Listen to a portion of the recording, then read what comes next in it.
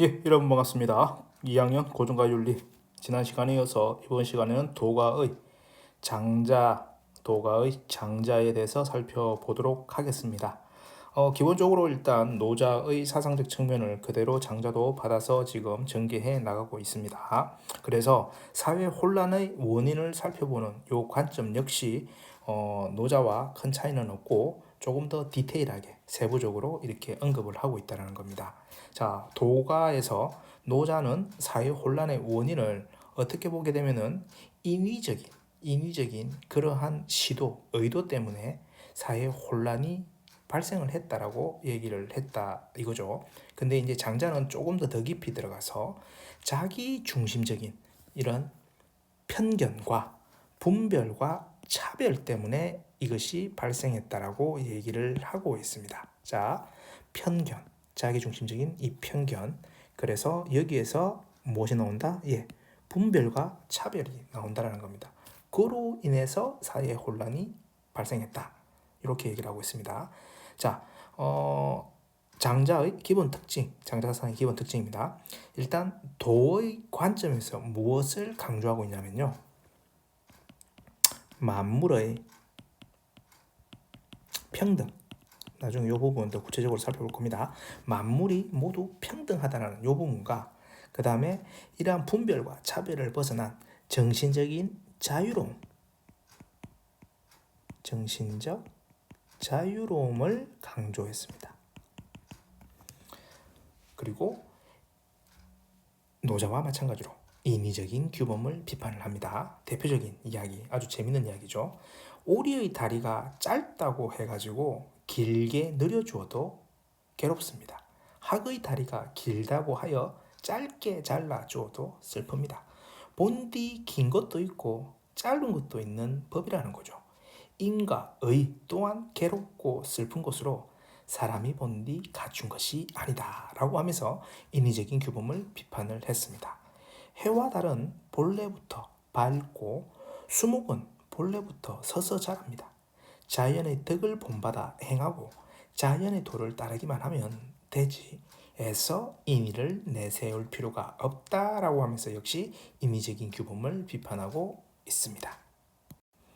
자, 장자 역시 노자의 관점을 받아들인다고 했죠. 그래서 도를 천지 만물의 근원이고요. 천지 만물 어디에나 이 도는 내재하고 있다라고 얘기를 하고 있습니다. 그리고 그 특징, 언어로 나타낼 수 없는 형 이상의 원리다. 감각적으로 느낄 수도 없다라고 했죠. 현상 세계의 유한성과 모순 대립을 극복할 수 있는 궁극적인 원리다라고 이렇게 장자는 도를 얘기를 하고 있습니다. 그리고 이러한 도를 우리가 쉽게 잊어버리는데 그 쉽게 잊어버리는 이유는 우리가 또 다른 관점을 가지고 있다라고 얘기를 합니다. 그래서 이 우리가 바라보는 관점을 지금 얘기했던 도의 관점과 그리고 물의 관점으로 서로 이렇게 비교해서 이 얘기를 하고 있습니다. 이 내용 조금 더 살펴보겠습니다. 자, 도의 관점이 어떠하고 물의 관점이 어떠한지를 우리가 살펴보는 겁니다. 자, 도의 관점은 앞서 우리가 살펴봤던 것처럼 만물의 가치를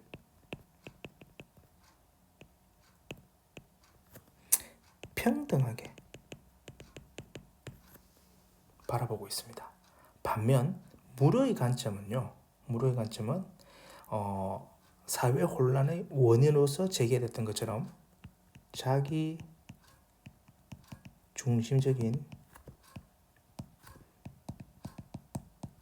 편견을 가지고 있는 겁니다. 그리고 우리가 감각적인 어떤 감각에서 비롯된 이 지식에 국한되어서 만물을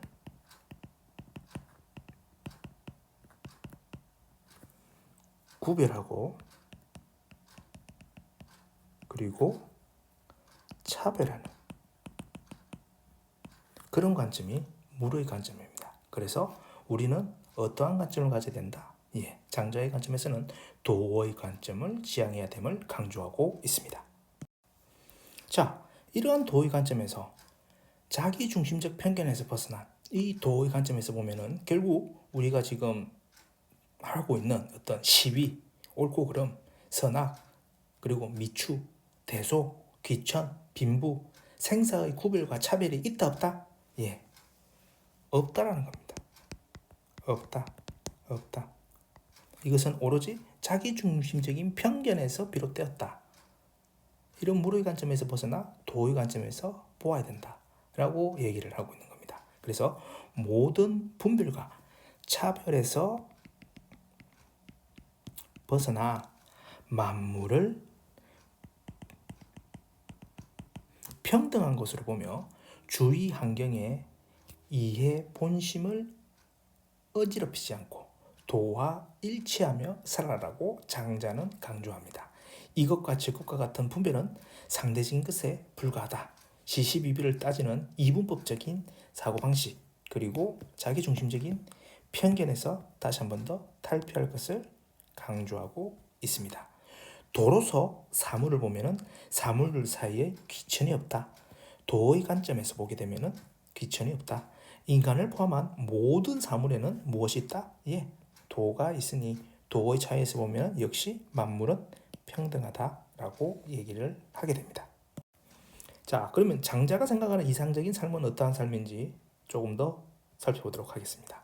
자, 장자는 이상적인 삶으로서 소요유를 얘기를 합니다. 소요유, 세속을 초월하여 어떠한 무엇에도 얽매이지 않고 자유롭게 살아가는 것. 이것을 갖다가 소요유라고 합니다. 그래서 이런 경지에 이르게 되면은 모든 차별과 분별이 없어진다는 거죠.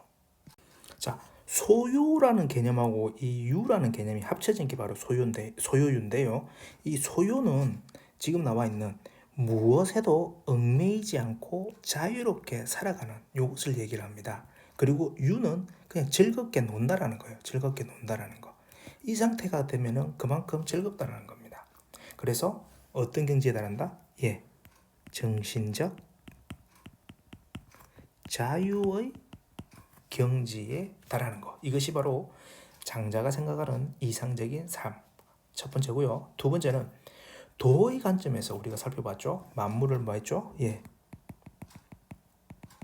평등하게 인식하는 것. 이게 바로 이제 이상적 삶으로서의 재물입니다. 재물. 시비, 선악, 미추, 대소, 귀천, 빈부, 생사의 분별은 모두 상대적인 것에 불과하며 그런 모든 차별이 의미가 없다라는 겁니다. 차별이 의미가 없다라는 거. 그리고 장자의 이제 재물편에 보게 되면요, 그 방생에 대한 이야기가 나옵니다. 방생이라는 것이 무엇이냐면요, 이것과 저것이 서로 생겨나게 한다라는 것을 의미를 하는데 구체적인 내용 이렇습니다. 삶이 있기에 죽음이 있고 죽음이 있기에 삶이 있고 됨이 있기에 안됨이 있고 안됨이 있기에 됨이 있다. 오름이 있기에 그름이 있고 그름이 있기에 오름이 있다. 한쪽이 있기 때문에 또 한쪽이 있다라는 겁니다.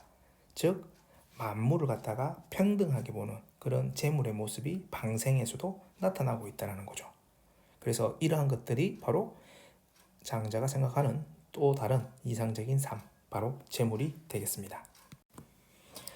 같은 맥락에서 계속 이야기가 되고 있습니다. 그래서 만물은 모두 같다라는 겁니다. 만물이 가치의 측면에서 똑같이 평등하고 소중하다라는 얘기죠.